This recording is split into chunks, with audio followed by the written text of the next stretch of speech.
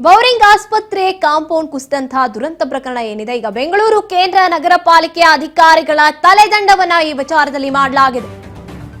Bowring ಆಸ್ಪತ್ರೆ compound ಕುಸಿದು 7 ಜನ ದುರ್ಮರಣವನ್ನ ಹೊಂದಂತಹ ಪ್ರಕರಣ ಇದೆ. ಬೆಂಗಳೂರು ಕೇಂದ್ರ ನಗರ ಪಾಲಿಕೆ ಅಧಿಕಾರಿಗಳ ತಲೆದಂಡವನ್ನ ಮಾಡಲಾಗಿದೆ. ಶಿವಾಜಿನಗರ ವಿಭಾಗದ ಇಇ ಮೊಹಮ್ಮದ್ ಜಾವೇದ್, ವಸಂತನಗರ ಉಪವಿಭಾಗದ ಎಡಬ್ಲ್ಇ ರುದ್ರಮುನಿ ಅವರನ್ನ ಅಮಾನತುಗೊಳಿಸಲಾಗಿದೆ. ಬೌರಿಂಗ್ ಆಸ್ಪತ್ರೆ ಕಾಂಪೌಂಡ್ ಕುಸಿದು ದುರಂತ ನಡೆದು ಹೋಗಿತ್ತು. ಬೆಂಗಳೂರು ಕೇಂದ್ರ ನಗರ ಪಾಲಿಕೆ ಅಧಿಕಾರಿಗಳನ್ನ ಈಗ ತಲೆದಂಡ ಮಾಡಲಾಗಿರುವಂಥದ್ದು. ಅಮಾನತು ಮಾಡಿ ಆದೇಶವನ್ನ ಜಿಬಿಎ ಮುಖ್ಯ ಆಯುಕ್ತರು ಹೊರಡಿಸಿದ್ದಾರೆ. ಬೌರಿಂಗ್ ಆಸ್ಪತ್ರೆ ಕಾಂಪೌಂಡ್ ಕುಸಿದು 7 ಜನ ಸಾವನ್ನಪ್ಪಿದ್ರು. ಅಧಿಕಾರಿಗಳು ಈಗ ಮಹತ್ತರವಾದಂತಹ ನಿರ್ಧಾರವನ್ನ ಈ ನಿಟ್ಟಿನಲ್ಲಿ ತಗೊಂಡಿರುವಂತದ್ದು. ಈ ಬಗ್ಗೆ ಹೆಚ್ಚಿನ ಮಾಹಿತಿಯನ್ನು ನಮ್ಮ ಪ್ರತಿನಿಧಿ ವಿನುತಾ ನೀಡ್ತಾರೆ. ವಿನುತಾ, ಈಗ ಜಿಬಿಎ ಮುಖ್ಯ ಆಯುಕ್ತರು ಅಮಾನತುಗೊಳಿಸಿರುವಂತದ್ದು ಇಬ್ಬರು ಅಧಿಕಾರಿಗಳನ್ನ. ನಿಜಕ್ಕೂ ಏನಾಯ್ತು ಇಲ್ಲಿ?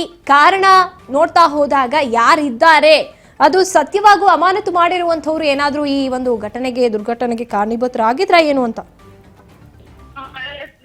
ಏನು ನಮ್ಮ ಒಂದು ಬೌರಿಂಗ್ ಹಾಸ್ಪಿಟಲ್ ಸಮೀಪದಲ್ಲಿ ಗೋಡೆ ಕುಸಿದ ದುರಂತಕ್ಕೆ ಸಂಬಂಧಪಟ್ಟಂತೆ ಇಬ್ಬರು ಇಂಜಿನಿಯರ್ ಗಳನ್ನ ಅಮಾನತು ಮಾಡಲಾಗಿರುವಂತದ್ದು. ಅಂದ್ರೆ 7 ಜನರ ಸಾವಿಗೆ ಮೇಲ್ನೋಟಕ್ಕೆ ಕರ್ತವ್ಯ ಲೋಪ ಕಾರಣ ಅನ್ನುವಂತಹ ಆರೋಪದ ಅಡಿಯಲ್ಲಿ ಅವರನ್ನ ಅಮಾನತನ್ನ ಮಾಡಲಾಗಿರುವಂತದ್ದು. ನಗರದಲ್ಲಿ ಸುರಿದಂತಹ ಭಾರಿ ಮಳೆಯಿಂದಾಗಿ ಒಂದು ಬೌರಿಂಗ್ ಆಸ್ಪತ್ರೆ ಸಮೀಪ ಗೋಡೆ ಕುಸಿತದ ದುರಂತ ಕೂಡ ನಡೆದಿತ್ತು.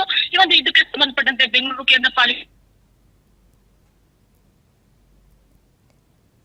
ಕಾರ್ಯಪಾಲಕ ಅಭಿಯಂತರ ಮೊಹಮ್ಮದ್ ಜಾವೇದ್ ಹಾಗೂ ಸಹಾಯಕ ಕಾರ್ಯನಿರ್ವಾಹಕ ಅಭಿಯಂತರ ರುದ್ರಮುನಿ ಅವರನ್ನ ಇವರ ವಿರುದ್ಧ ಒಂದು ಕ್ರಮವನ್ನ ಕೈಗೊಂಡಿರುವಂತದ್ದು.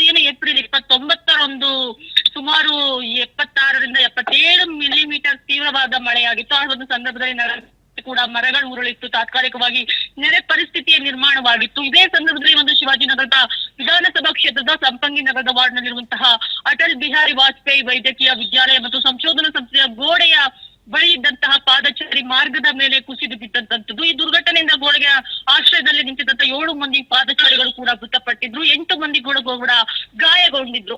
ಸೊ ಇದಕ್ಕೆ ಸಂಬಂಧಪಟ್ಟಂತೆ ಒಂದು ಸಲ್ಲಿಸಲಾದ ವರದಿಯ ಪ್ರಕಾರ ಕಟ್ಟಡದ ಒಂದು ಆರೋಗ್ಯ ಇಲಾಖೆಯ ವ್ಯಾಪ್ತಿಯಲ್ಲಿದ್ರು ಕೂಡ ಪಾದಚಾರಿ ಮಾರ್ಗದ ನಿರ್ವಹಣೆ ಅದು ಪಾಲಿಕೆಯ ಇಂಜಿನಿಯರ್ ಗಳಿಗೆ ಸಂಬಂಧಪಟ್ಟಿದ್ದಾಗಿದ್ದು, ಅವರ ಒಂದು ಕರ್ತವ್ಯ ಲೋಪದಿಂದಾಗಿ ಈ ಒಂದು ಘಟನೆ ನಡೆದಿದೆ ಅನ್ನುವಂಥದ್ದು ಮೇಲ್ನೋಟಕ್ಕೆ ಕಂಡು ಬಂದಿದ್ದು. ಇದರ ಪರಿಣಾಮವಾಗಿ ಈ ಒಂದು ಇಬ್ಬರು ಅಧಿಕಾರಿಗಳನ್ನ ಇದೀಗ ಅಮಾನತನ್ನ ಮಾಡಲಾಗಿರುವುದು.